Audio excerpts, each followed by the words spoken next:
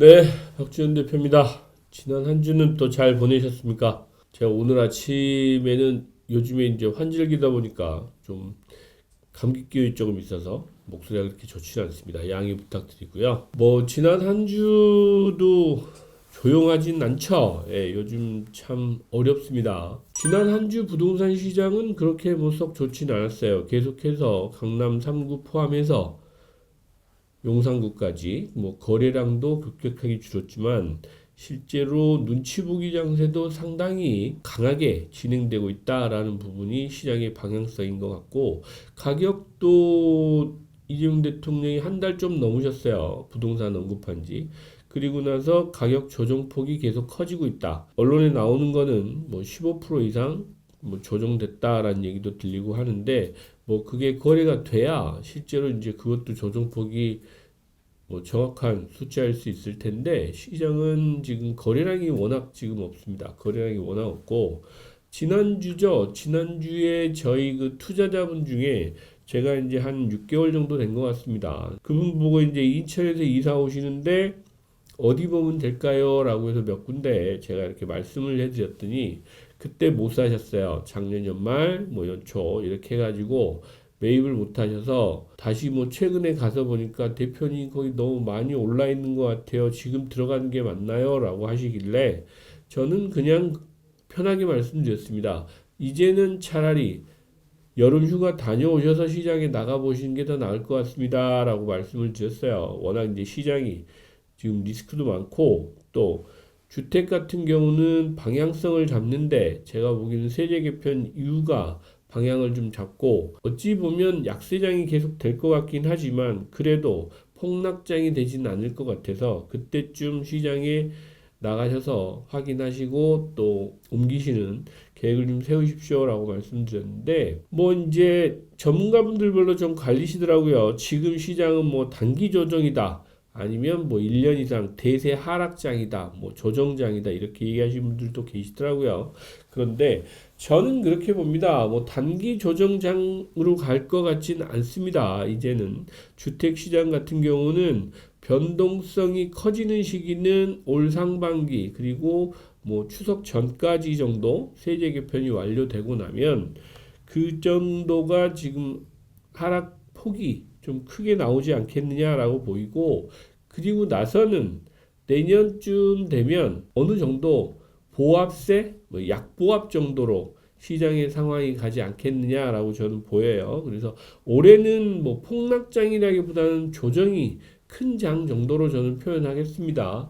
조정이 좀 있을 거고, 대체적으로 보면 너무 오랫동안 가파르게 올랐어요. 특히 주택시장, 그 중에서도 뭐 강남 3구나 주요 입지들 있죠. 마용성 이런 지역들은 너무 가파르게 오른 부분이 분명히 있기 때문에 여러분들도 서울의 집값이 비싸다는 거는 다들 인지를 하고 있습니다. 인지를 하고 계시기 때문에 그런 부분도 일정 부분 시장이 가격 조정을 받으면서 가지 않겠느냐라고 보이고, 세제 개편이 완료되는 그 시점쯤에 뭐 금매로 매각이 될 건 되고 나서는 좀 안정되는데, 그렇다고 상승장보다는 약보합장이 맞지 않느냐라고 저는 판단하고 있습니다. 그런 정도가 올해 내년 시장의 방향 아닐까라고 저는 판단하고 있고, 그 세제 개편 얘기는 이제 여기저기서 많이 나오는데 특히 언론에서 나오는 세제 개편 얘기는 보유세에 포커스가 맞춰져 있는 것 같아요. 그런데 저는 보유세보다는 비과세 부분이 훨씬 더 강력할 것 같다. 그리고 비과세 부분이 원래 세제 개편의 핵심 방향 아닐까라는 부분을 저는 이제 염두에 두고 있습니다. 왜냐? 똘똘한 한 채라는 이 유행어를 없애려고 하면 비과세 부분이 분명히 조정이 돼야 됩니다. 요즘 많이 나오죠. 장특공제 얘기도 나오고, 또 12억 비과세 부분이 뭐 8억까지도 줄 수 있다는 뭐 예측도 나오고, 뭐 여러 가지가 나오고 있습니다. 거기에 또 일시적인 일가구 일주택도 있어요. 이제 이런 부분이 조정이 된다라고 하면 이제 똘똘한 한 채 투자가 그렇게 유행처럼 오지는 않을 것 같고, 중요한 거 보유세 부분에서 뭐 너무 많은 사람들이 고민을 하고 계신 것 같은데 저는 그렇게 생각합니다. 15억 이하의 주택들은 그렇게 너무 걱정 안 하셔도 될 것 같다라는 생각을 하고 있는데, 뭐 뚜껑은 열어봐야 알겠죠? 그러나 서민주택이라고 하는 주택 금액 이하는 그렇게 세율이 많이 조정되고 하진 않을 것 같다. 중점을 두고 있는 이번 정부에서 역점을 두고 있는 부분은 고가주택 부분입니다. 그래서 공정시장가액 비율이나 공시지가 부분도 높은 주택들 위주로 세율이 큰 폭으로 조정되지 않겠느냐라고 저는 판단하고 있어요. 핵심은 비과세 축소 폐지 이 부분에 포커스가 맞춰질 것 같다. 그래서 똘똘한 현상 이제 사라질 것 같다.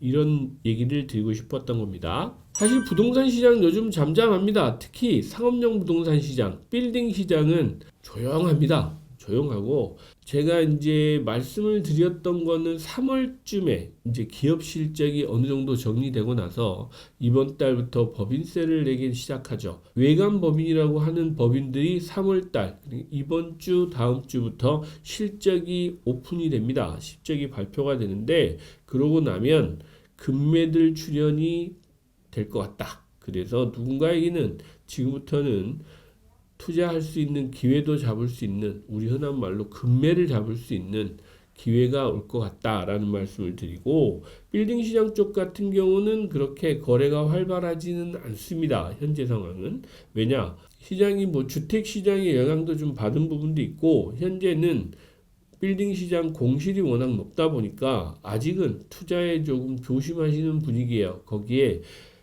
주택시장보다도 특히 상업용 부동산 시장은 금리의 영향을 많이 받습니다.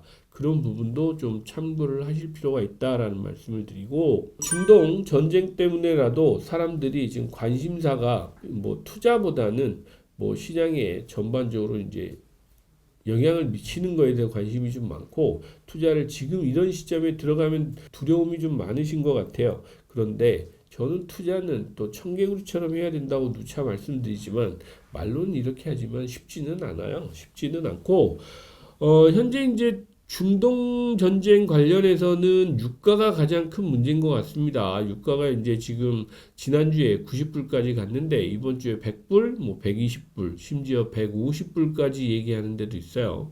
그런데 유가는 분명히 오르고 있는 건 맞는 것 같습니다. 그리고 60불대였다가 지금 90불대까지 올랐으니까 50% 가까이 올랐어요. 그런데 120불까지 가면 100%가 오르는 겁니다.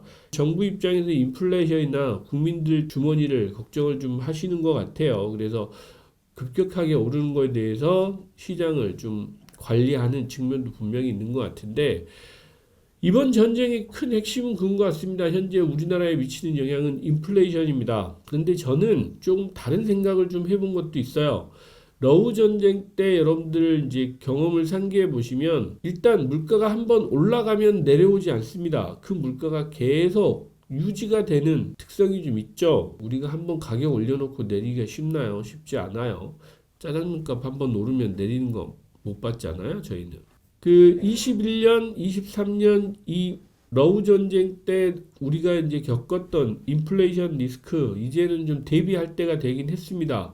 환율, 금리 뭐 이런 부분도 그 만만한 게 없죠. 지금 현재 시장 상황은 환율이나 금리 부분은 변동성이 좀 크죠. 실제로. 그리고 21년, 뭐 22년, 23년 요때 보면 환율이 최고 그때 당시는 1,450원, 1,480원, 뭐 1,500원도 간다 이랬는데 실제로 그런 거는 크진 않았고 그런데 지금 우리 금리가 그 금리였어요. 사실은 전쟁 터지기 전에도 환율 같은 경우도 실제로 1,450원, 1,480원대였기 때문에 그때하고는 지금 조금 상황이 다르다.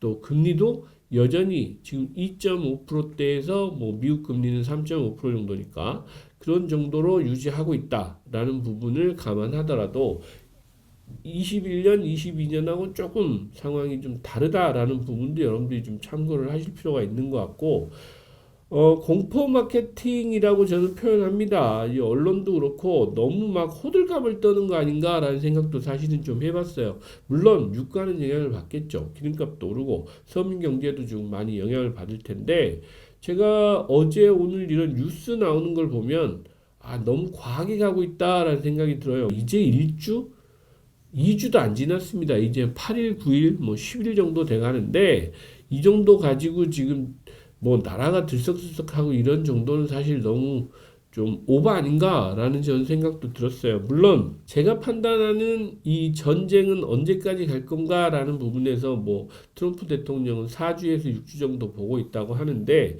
저는 그렇게 짧게 끝날 것 같지는 않고 이번 전쟁은 그래도 5월 내지 6월 달 그리고 한 2달 내지 3달은 갈 것 같다. 뭐 다들 아시는 것처럼 뭐 중간 선거도 있고요. 미국에. 그다음에 다음 달에 미국하고 중국하고 정상회담이 있습니다. 뭐 이런 것들이 전반적으로 확전되고 장기화되는 것보다는 아마 7월이 마지노선이 되지 않을까라는 생각을 하고 있습니다. 전쟁이 끝나는 그런 정도로 보고 있기 때문에 시장에서 지금 이렇게 막 금리 오르고 또 뭐 인플레이션 걱정하고 뭐 이런 것들도 결국엔 상반기 중에는 마무리가 좀 되지 않겠느냐라는 저는 또 희망 섞인 그런 예상을 좀 해보고 있습니다. 그래서 투자는 여러분들이 항상 그 리스크 관리를 또 하셔야 된다라고 저는 말씀을 드리지만 요즘 같은 이런 경험을 해보시고 나면 확실히 투자의 원칙은 리스크 관리다라는 부분을 오늘 말씀드리고 싶었고 또 하나는 그 리스크 관리를 너무 부각시킬 필요도 없지 않겠느냐라는 생각을 좀 했어요. 왜냐하면 언론이나 이런 주변에서 다들 막 큰일 난 것처럼 얘기를 하니까 여러분들도 거기에 휩쓸려 가실 수밖에 없지만 그럼에도 우리가 하는 말 있죠. 호랑이한테 물어가도 정신만 똑바로 차리면 살아난다 라고 하는데 이 어려움 속에서도 우리도 살 방법, 궁리를 좀 하다 보면 분명히 또 길은 있을 겁니다. 그래서 지금 전반적으로 뭐 주식시장, 뭐 모든 자산시장뿐만 아니고 국민들도 불안하고 또 걱정을 많이 하고 있는 부분 분명히 저도 알고 있습니다. 하지만 이런 시점에는 조금 더 여러분들이 냉정을 좀 찾으시고 뭐 부동산 투자는 자산 가격 상승보다는 투자 수익률이 핵심 쟁점입니다. 그래서 싸게 살 수 있을 때 사고 또 투자를 하실 수 있을 때 투자를 하는 거고 또 나오셔야 될 땐 나오셔야 됩니다. 그래서 주택시장, 뭐 빌딩시장 포함해서 여러분들 주식시장도 요동치고 있잖아요. 이런 것들까지 종합적으로 고려해서 나는 그러면 어느 정도의 기간 동안 투자를 할 계획을 세우시고 1년이면 1년, 2년이면 2년 그런 계획도 세우셔야 되고 그리고 나면 언제쯤 들어가실지 가장 적절한 시점을 좀 보셔서 너무 또 재기만 하다가 우리 젠다고 그러죠. 이렇게 간만 보다가 시간만 흐르면 결국 또 기회를 놓치십니다. 그래서 요즘 같은 시기가 어찌 보면 자산이 좀 여유가 있고 그렇다고 레버리지 쓰시면 큰일 납니다. 물론 뭐 부동산은 레버리지가 필수이긴 하지만 요즘에 그 레버리지를 주식시장에도 쓰시는 분들이 많은 것 같아요. 그래서 그런 부분은 좀 조심을 하셔야 되겠다라는 말씀을 드리고 투자는 또 이런 변동성이 클 때가 기회도 분명히 있다라는 말씀을 드리고 싶었습니다. 네, 이번 한 주도 행복하시고 또 성공 투자하시기 바랍니다. 감사합니다. 구독, 좋아요, 알림 설정까지 꼭 부탁드립니다.